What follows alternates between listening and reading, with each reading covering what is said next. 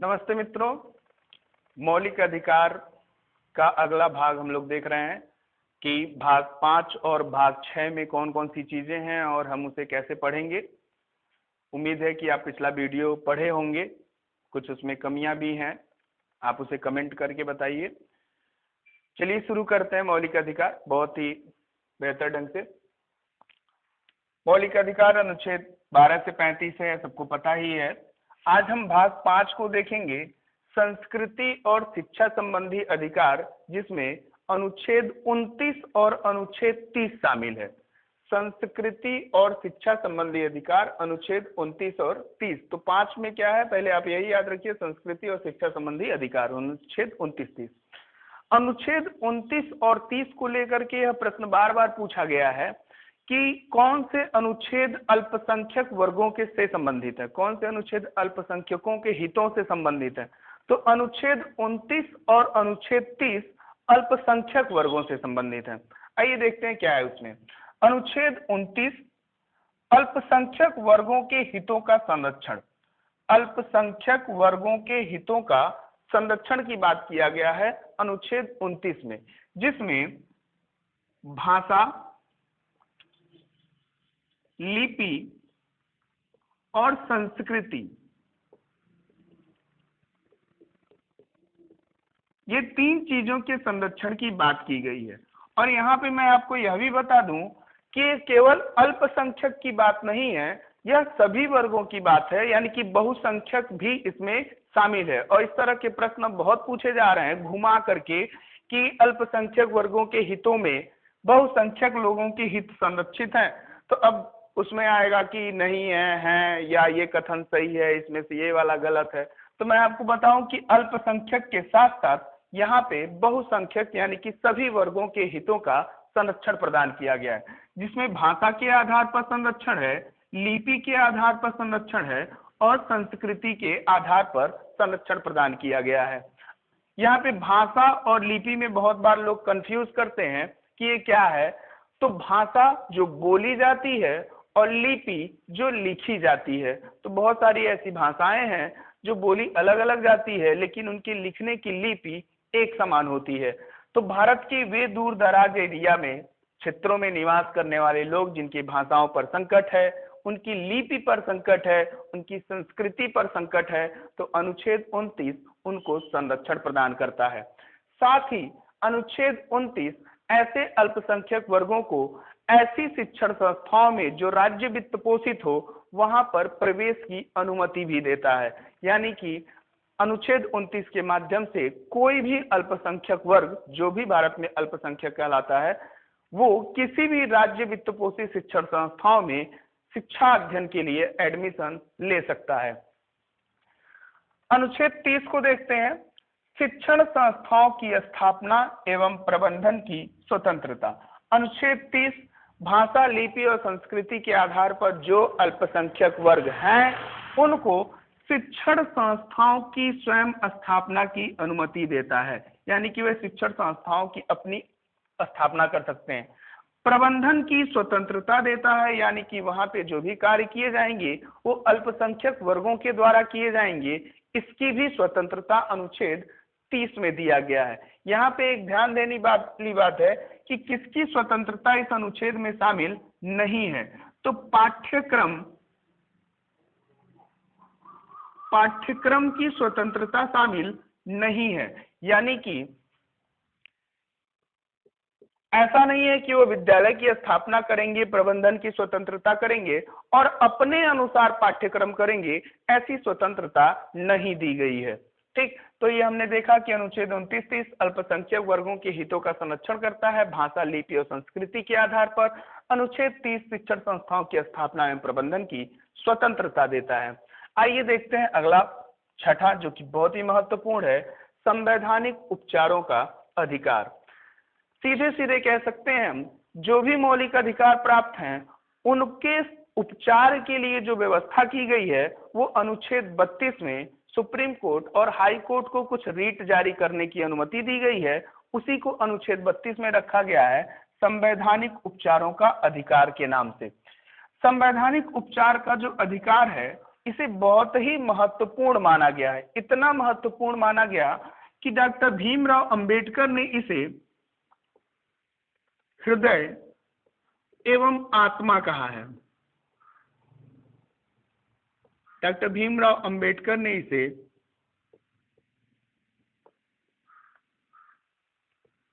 भारतीय संविधान की हृदय एवं आत्मा कहा है। कई बार यहाँ पे प्रश्न ऐसे उठता है कि भारतीय संविधान की आत्मा क्या है, तो वहां पे उत्तर आता है प्रस्तावना है, उद्देशिका है। तो सीधे जब प्रश्न किया जाएगा कि भारतीय संविधान की आत्मा क्या है, तो वहां पे प्रस्तावना होगा, उद्देशिका होगा। लेकिन जब नाम ले लिया जाएगा कि डॉक्टर भीमराव अंबेडकर ने किसे संविधान का हृदय एवं आत्मा कहा है, या भीमराव अंबेडकर ने संविधान की किस भाग को आत्मा कहा है, तो उत्तर हो जाएगा अनुच्छेद 32, संवैधानिक उपचारों का अधिकार। अनुच्छेद 32 संवैधानिक उपचारों का अधिकार हृदय एवं आत्मा का है।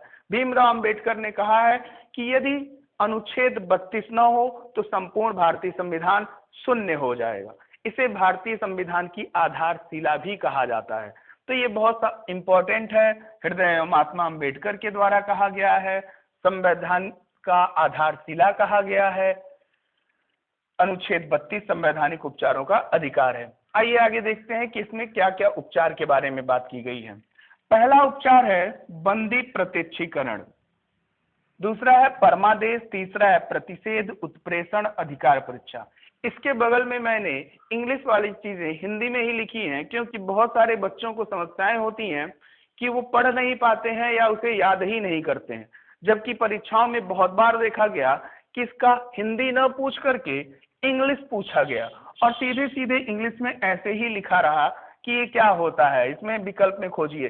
तो अब वहां पे समस्या क्या होती है कि आप बंदी प्रत्यक्षीकरण पढ़े हैं, हेबियस कार्पस नहीं पढ़े हैं, तो आप तुरंत कंफ्यूज हो जाते हैं ये क्या है, ये तो मुझे बिल्कुल नहीं पता। लेकिन समझ लेते हैं उसको। बंदी प्रत्यक्षीकरण यहाँ पे सीधे सीधे है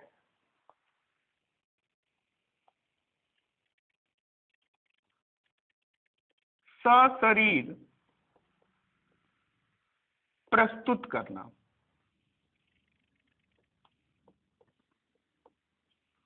बंदी को सशरीर क्या किया जाए, प्रस्तुत किया जाए, जिसको हम पिछले क्लास में पढ़ा है 24 घंटे के भीतर। तो बंदी प्रत्यक्षीकरण इंग्लिश में कहते हैं हेबियस कार्पस, हेबियस कार्पस, सशरीर प्रस्तुत करना।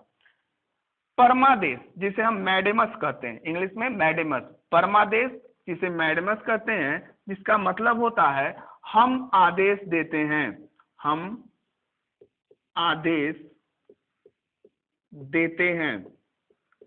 यहाँ पे कोर्ट सरकारी कर्मचारियों को क्या करता है, आदेश देता है। परमादेश नाम से ही लग रहा है, परम आदेश है कि आपको यह कार्य करना ही करना है। लेकिन यहाँ पे निजी संस्थाओं के बारे में बात नहीं की गई है, सिर्फ सरकारी संस्थाओं के बारे में बात की गई है। परमादेश मैडेमस, हम आदेश देते हैं। अगला है प्रतिषेध। प्रतिषेध को इंग्लिश में कहते हैं प्रोहिबिशन, प्रोहिबिशन, ठीक है। प्रतिषेध, प्रतिषेध का सामान्य भाषा में मतलब होता है मना करना, मना करना। अब यहाँ पे क्या चीजें हैं, यहाँ पे सुप्रीम कोर्ट अपने अधीनस्थ न्यायालय को जो कार्यवाहियां लंबित हैं, चल रही हैं, उन्हें रोकता है चलाने के लिए। यानी कि ऊपरी कोर्ट अपने निचली कोर्ट को लंबित कार्यवाहियों को चलाने से रोकता है, इसी को कहते हैं प्रतिषेध। मना करता है कि आप यह कार्यवाही अपने यहाँ नहीं चलाएंगे। उत्प्रेषण सरसारी, उत्प्रेषण सरसारी जो होता है, इसका भी मतलब मना करना ही होता है, मना करना, ठीक। तो उत्प्रेषण सरसारी में भी मना करना होता है और प्रतिषेध में भी मना करना होता है। तो इसमें मना करने का क्या मतलब होता है, इसमें एक दो चीजें शामिल हैं। जैसे इसमें लंबित कार्यवाही को मना करने की बात की गई है और इसमें निर्णय के बाद निर्णय को रद्द करने की बात की गई है। निचला कोर्ट कोई निर्णय देता है तो उच्च कोर्ट उस निर्णय को रद्द कर देता है, यानी कि हाई कोर्ट या सुप्रीम कोर्ट उस निर्णय को समाप्त कर देता है। और एक काम होता है कि कोई कार्यवाही अभी होनी है तो यह पहले ही मना कर देता है कि आप इस कार्यवाही को अपने यहाँ नहीं करेंगे। तो उत्प्रेषण का भी मतलब मना करना ही होता है। तो यहाँ पे बिल्कुल आप समझिए कि जब लंबित कार्यवाही होगी तो प्रतिषेध होगा। जो कार्यवाहियां चल रही हैं, कार्यवाही पे निर्णय हो चुका है या कार्यवाही अभी चलने वाली है, तो वहां पे उत्प्रेषण होगा और यहाँ से प्रश्न पूछे भी जाते हैं। पांचवा है अधिकार परीक्षा, क्यू वेरेंटो। अधिकार परीक्षा का सीधा हिंदी होता है तुम्हें क्या अधिकार है।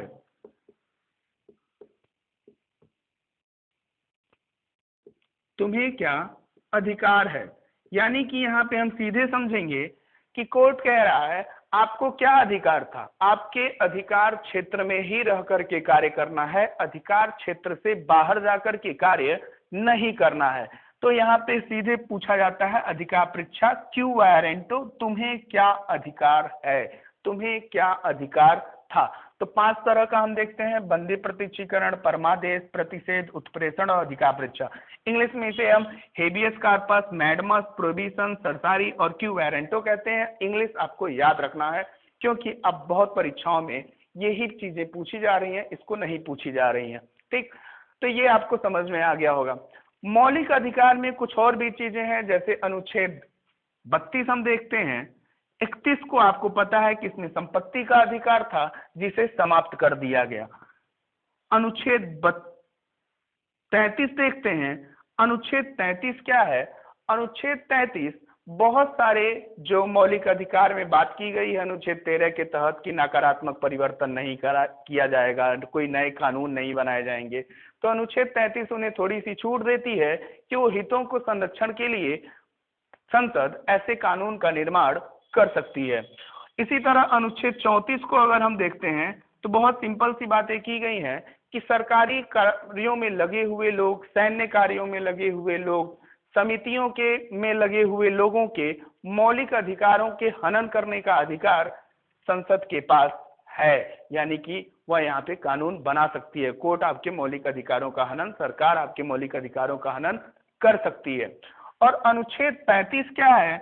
अनुच्छेद 35 में ये कहा गया जो भी ऐसे अनुच्छेद हैं जैसे 16, 17, 23, 24 जो व्यक्ति विरुद्ध है, वहां पे जो दंडात्मक कार्यवाही या दंडात्मक आदेश होंगे उनके लिए कानून बनाने का अधिकार अनुच्छेद 35 के तहत दिया गया है। और अनुच्छेद 35 तक ही है, 33, 34, 35, यानी कि अनुच्छेद 12 से लेकर के 35 तक संपूर्ण मौलिक अधिकार समाप्त हो गया। कुछ और चीजों को ध्यान से देखते हैं। मौलिक अधिकार वाद योग्य है। वाद योग्य है का मतलब हम इसमें कोर्ट का सहारा ले सकते हैं। मौलिक अधिकार का संरक्षक कौन है? सुप्रीम कोर्ट है। मौलिक अधिकार का सुरक्षा कवच कौन है? अनुच्छेद 13 है। 15, 16, 19, 29, 30, 15, 16, 19, 29 और 30 याद रखिए। 1, 2, 3, 4, 5 यह ऐसे अनुच्छेद हैं जो सिर्फ नागरिकों को प्राप्त हैं और नागरिकों को प्राप्त नहीं है, अर्थात किसी विदेशी व्यक्ति को यह प्राप्त नहीं है। 15, 16, 19, 29, 30 सिर्फ नागरिकों को प्राप्त है, सिर्फ भारतीय लोगों को प्राप्त है। तो वहां पे 14 सबको प्राप्त है, 15 प्राप्त नहीं है, 16 नहीं है, 17 सबको प्राप्त है, 18 नहीं है, 19 सबको प्राप्त है। ठीक, तो यहाँ पे ये ध्यान देने वाली बात है 15, 16, 19, 29, 30 सिर्फ नागरिकों को प्राप्त है। मौलिक अधिकार जो है वो वाद योग्य है। अनुच्छेद 20 और अनुच्छेद 21 किसी भी परिस्थिति में निलंबित नहीं होता है। राष्ट्रीय आपातकाल के दौरान भी अनुच्छेद बने रहते हैं। अनुच्छेद 19 तत्काल निलंबित हो जाता है, जैसे ही राष्ट्रीय आपात लागू होता है अनुच्छेद 19 तत्काल क्या हो जाता है? निलंबित हो जाता है। तो ये हम मौलिक अधिकार के बारे में पढ़े, जहां से जो भी प्रश्न पूछे जा सकते हैं उनको हमने आपको बताया। यहाँ पे एक और चीज हम देख सकते हैं, बंदी प्रत्यक्षीकरण में यह जरूरी नहीं है कि बंदी सशरीर वहां पे उपस्थित हो। ये भी एक मामला आ चुका है जिसमें बंदी स्वयं सशरीर उपस्थित न हो, किसी दूसरे माध्यम से भी उपस्थिति दर्ज करा सकता है। ठीक, तो मुझे उम्मीद है कि मौलिक अधिकार आपको अच्छे से समझ में आया होगा। अगला वीडियो में हम लोग अगले लेसन को पढ़ेंगे। आज के लिए इतना ही, धन्यवाद।